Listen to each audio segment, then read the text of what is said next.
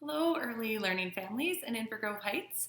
My name is Brenda Larson, and I'm one of the parent educators in the ECFE program, here to share a Tuesday tip. So, I was fortunate enough recently to listen to a webinar put on by the Minnesota Association for Children's Mental Health, and it was called Helping Your Child Manage COVID Realities.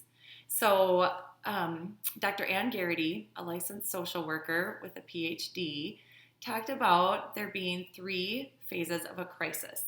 And the first phrase is, it won't happen to me. So that just denial, all is fine. And the second is, it is happening, but we can do this. And the third phase is struggle and despair. And her take on this, and from what I've heard from speaking to a lot of families in our ECFE program, is we're feeling that third phase right now. It is draining on us. It's getting hard to keep accepting this new reality and all the uncertainty and challenges. So we're feeling that struggle, and a lot of times what comes with that is anxiety. So today I want to talk about anxiety, specifically anxiety in our children. So how do you know if your child is anxious and struggling with that right now? In children, anxiety manifests itself in different ways. So it can look like crying and just difficulty managing those big emotions. So more meltdowns, more temper tantrums, just more tears. It can look like just feeling more agitated or angry. So more quick frustration. If they're playing and something doesn't go right, it might mean throwing a block or just getting angry. Maybe trouble sleeping. A lot of the parents I've talked to said their children are coming into their room more at night, either wanting to crawl in bed with them or have a little nest on the floor. And both of those are perfectly fine. That will not create any long-term patterns or habits that you cannot reverse after this is over, if that is just something that helps your child feel safe and comforted, and you're able to sleep and get some rest by that as well.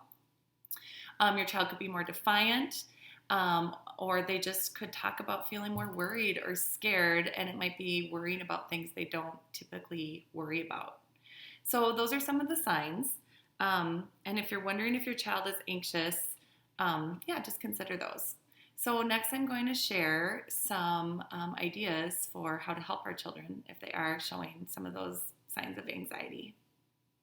So to help your child when they're feeling anxious, one of the best things we can do is just to not say there's nothing to worry about.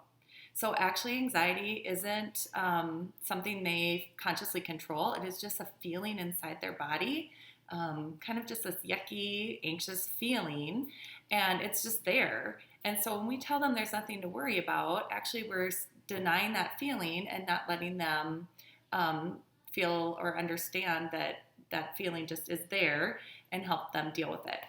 So we need to be there when our child tries to recruit us. So that might be saying, Mommy or Daddy, can you help me with this? Or I feel scared. Or when you see that tantrum or anger cropping up, they want you and need your help to get through that.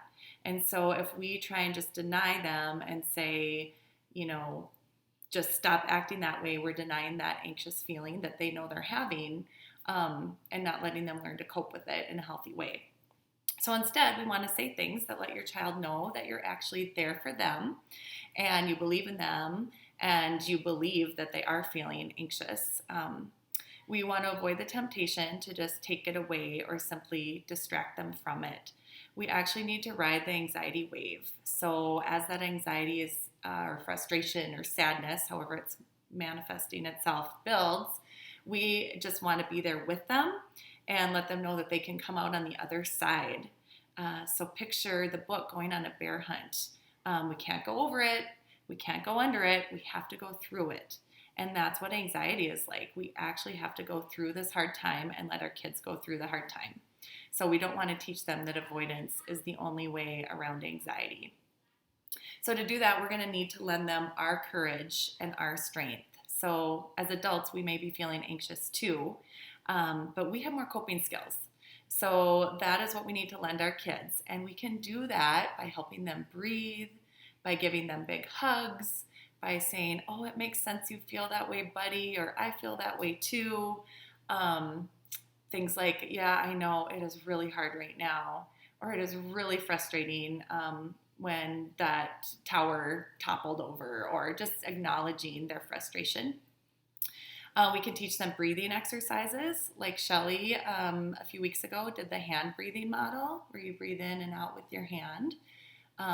We can do that, or hot cocoa breathing, where you pretend you're smelling your hot cocoa and then blowing it out to cool it off.